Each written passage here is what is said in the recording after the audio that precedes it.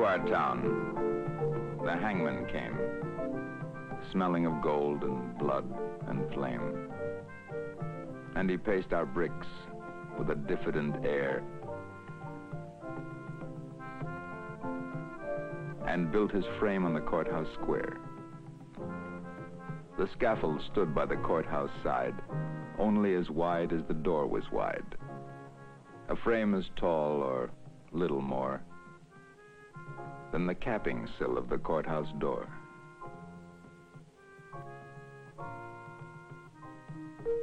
And we wondered, whenever we had the time, who the criminal, what the crime the hangman judged, with a yellow twist of knotted hemp in his busy fist. And innocent though we were, with dread we passed those eyes of buckshot lead. Till one cried, "Hangman, who is he for whom you raised the gallows tree?" Then a twinkle grew in the buckshot eye, and he gave us a riddle instead of reply. "He who serves me best," said he, "shall earn the rope on the gallows tree."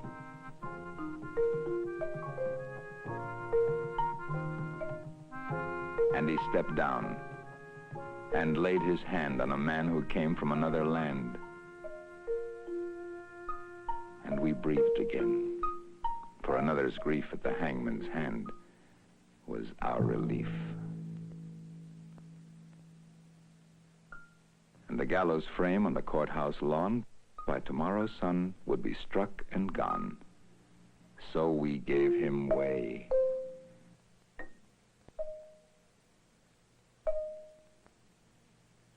And no one spoke out of respect for his hangman's cloak.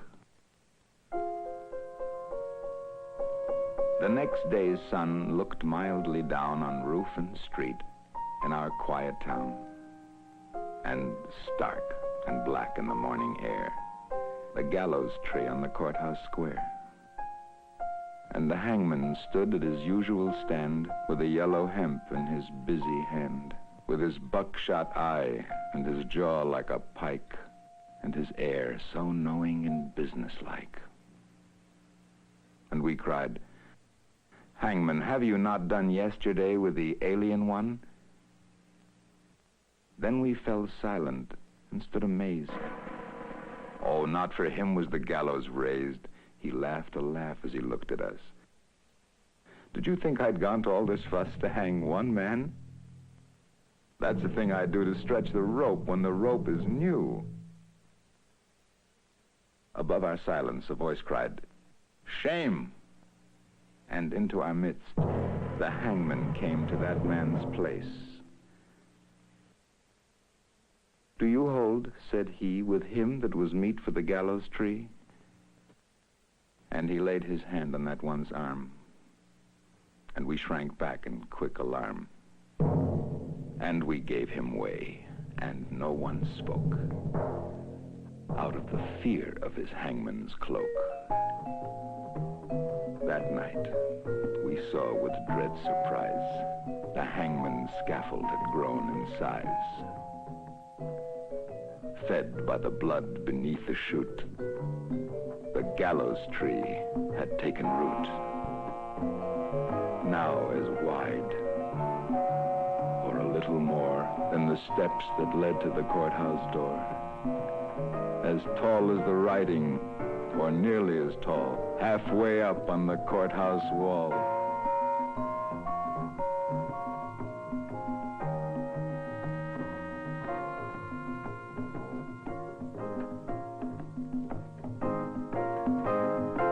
The third he took, we had all heard tell, was a usurer and infidel. "And what," said the hangman, "have you to do with the gallows bound?" And he a Jew. And we cried out, "Is this one he who has served you well and faithfully?" The hangman smiled. "It's a clever scheme to try the strength of the gallows beam." The fourth man's dark, accusing song had scratched our comfort hard and long. And what concern, he gave us back, have you for the doomed and black, the fifth, the sixth? And we cried again, Hangman, is this the man? It's a trick, he said, that we hangmen know for easing the trap when the trap springs slow. And so we ceased and asked no more, as the hangman tallied his bloody score. And sun by sun, and night by night, the gallows grew to monstrous height. The wings of the scaffold opened wide, till they covered the square from side to side. And the monster crossbeam, looking down, cast its shadow across the town.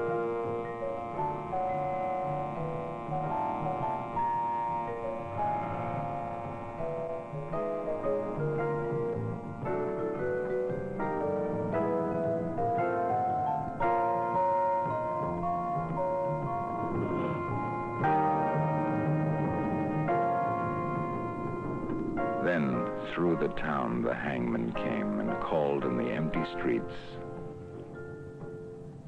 my name. And I looked at the gallows soaring tall and thought, there's no one left at all for hanging. And so he calls to me to help pull down the gallows tree. And I went out with right good hope to the hangman's tree and the hangman's rope.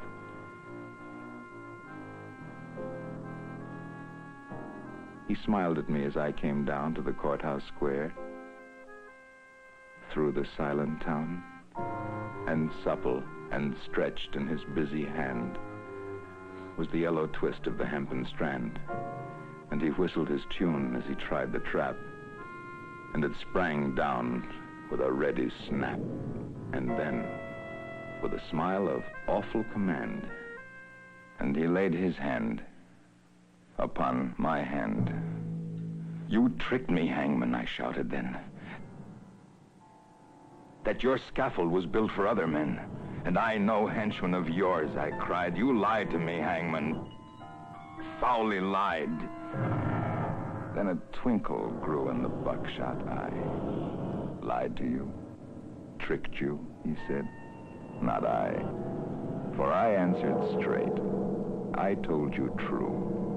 The scaffold was raised for none but you. For who has served more faithfully than you? With your coward's hope, said he. And where are the others that might have stood side by your side in the common good? Dead, I answered, and amiably, murdered, the hangman corrected me. First the alien, then the Jew. I did no more than you let me do. Beneath the beam that blocked the sky, none had stood so alone as I. And the hangman strapped me,